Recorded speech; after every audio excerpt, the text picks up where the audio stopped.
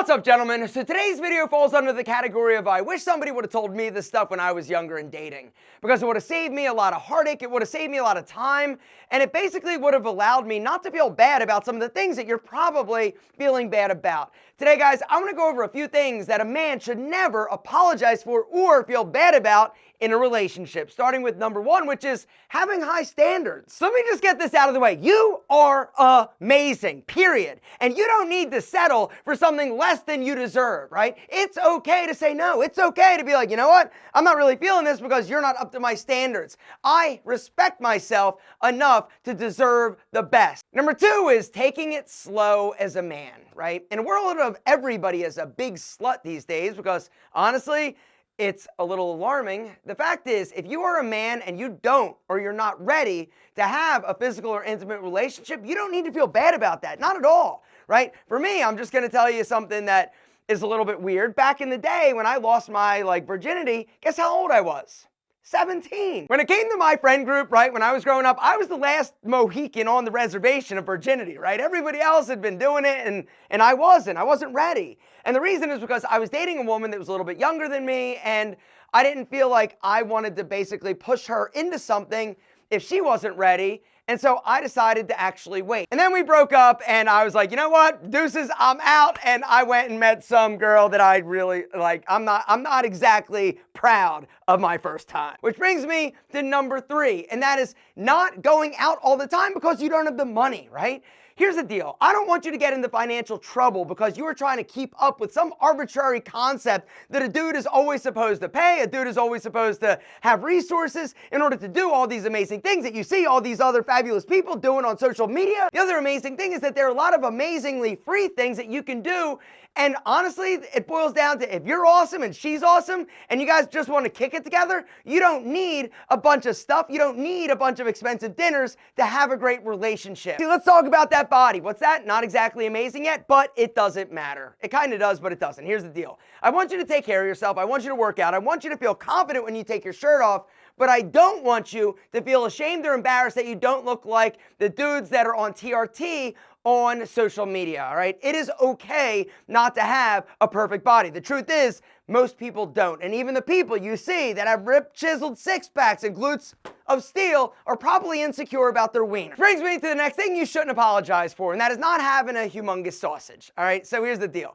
If you want one, you can get one. I've talked about, bathmate, whatever. I'll link to it down below if you want to check it out. But the deal is this, right? You don't need to apologize or feel bad for not being hung like a mythical beast, all right? In my opinion, the alpha M rule of getting sexy and freaky applies. Take care of her first, visit Brenda. Oh, Lord, exactly, right? She freaks out. You're a rock star and you haven't even done anything with your Big Al, right? Gentlemen, don't sweat the Big Al business. What you should sweat is being a good conscientious partner, which includes not having stinky balls. There's zero excuse in today's world of Pete and Pedro powder for you to have swampy nuts, stinky balls, period. And for those of you who didn't know, Pete and Pedro just won the award for the best ball powder in the world, according to a recent study done by Ask Men. Pete and Pedro has just won the best ball powder award, according to Ask Men. Guys, below this video, if you want to check out the Pete and Pedro non-talc-based powder, there's going to be a link. There's also going to be a special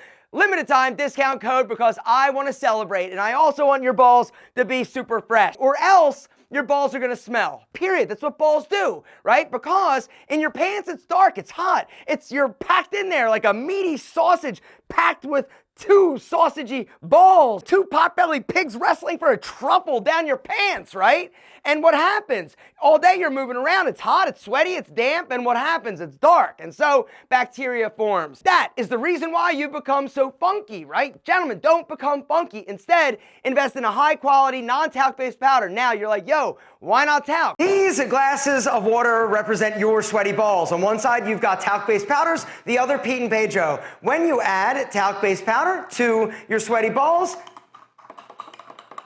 mix it up. What you're left with is a pasty, chalky mess in your pants. When you add your Pete and Pedro powder to your sweaty balls,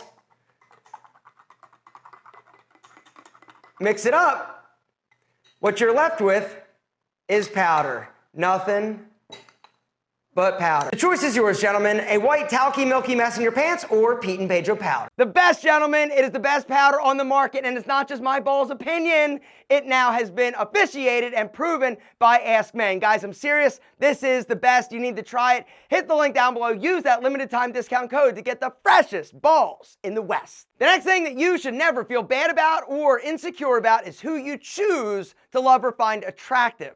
If it's a spicy senorita, cool. If it's a not so spicy senorita, cool. If it's a dude, I don't care. If it's a chicken, what is it? Actually, that would be illegal and that would be weird. Here's the deal. What I'm trying to say is this. It doesn't matter. It's nobody's business who you find attractive or what your freak or kink is. You do you, gentlemen. You do you. Because the truth is that you only got one shot at this life. And who you choose to love is nobody's business other than yours and the chickens. Next thing you shouldn't feel bad about is not being ready to have a girlfriend or settle down. Nope, not me, not now. That's fine. Gentlemen, don't let anybody pressure you into it. Don't let anybody give you an ultimatum. It's either me or you either marry me or I'm leaving and going to go sleep with your best friend Brad. Gentlemen, don't believe the hype. If you're not ready, you're not ready. But if you're not ready and you actually think this is the person you should be with, what's going on? Is it something you're a little bit weird about? Is it because you don't feel like you are where you want to be in terms of your career? I know, because that's how I was, right? I wanted to prove to myself and to the person that is now my wife that I was worthy and that I was going to be something, and I wanted to get further ahead in my job or my career. And at some point I just said, you know what? If I don't do this, I'm probably going to lose her, and I'm going to basically do it together. Because the truth is, when you find somebody that is amazing and the person you're supposed to be with, they make you stronger. They also make you better. The other amazing thing that I found is that in a relationship, when I was with my wife, I was more successful. I don't need to think about dating or chasing girls or doing whatever, because I knew I had my spicy ass at home, right? And I didn't have to worry about it. It was amazing. It literally was a shift in my productivity, but also, honestly, my happiness. But that being said, if you're not ready, it's okay. It's also okay if you want to break up with somebody. And this one, some of you need to hear this one, because I know that there are some of you out there that are in a relationship right now that you know isn't right. You know that this person isn't the person you should be with, right? And the truth is that until you're ready to make that hard call, you're never going to be able to find the one that you are supposed to be with. And so, unfortunately, it's painful. It's hard, right? You don't want to hurt somebody's feelings. I know that was me, right? I didn't want to make her cry. She was a sweet girl. She just wasn't sweet or right for me, right? But the moment that I decided to be a man, grab myself by the well-powdered testicles and give it a squeeze and do the hard work, even though it was painful, that's when, once again, I opened myself up to finding the person that I was supposed to be with. And the last group of things I want to talk about are things that you don't need to feel bad about, regardless of if you're dating or you're single or whatever. And that is not having the nicest car. It's fine. Don't worry about it, right? What I don't want you to do is get into a bunch of debt. All right, the next thing is not having the nicest place or apartment, or you're living with a bunch of dudes, or with your parents. It's okay. Now, if it becomes not okay because you're not actually like saving and doing what you need to do and you're just kind of a loser, then it is a problem. But I'm assuming that's not you because you're awesome. Do not feel bad about not being where you want to be right now. All right, you'll get there. You just got to keep working, keep striving. It doesn't mean you can't date. It doesn't mean that you can't find somebody to partner with or be with, but it does mean that you need to focus on you. And if that means that you need to take it easy, not go out as much, or pull back from dating, that's fine. But the truth is that you need to be right with you, which is the last thing I want to just mention, and that is taking time for yourself, right? It's okay to have your own life. Not only is it okay, it's important that you do. Couples are not supposed to like morph into like one person with like one life and one friend set, gentlemen. It's about having two individuals that are good for each other, that are right for each other, that choose to come together, to be together because they want to, all right? And if there's somebody that you're dating that's really insecure and doesn't want you to hang out with your boys ever, this is a problem. If she doesn't want you to see your family, huge red flag. And the last thing I just want to mention is listen to your gut, right? I think we don't give our gut enough credit, all right? Our minds get us in trouble, right? Our wieners definitely get us in trouble, but our gut, what does it tell you? Is this person right for you? If it is, great. If it's not, that's okay. Don't apologize, don't feel bad. Listen to yourself, trust yourself, because you are amazing.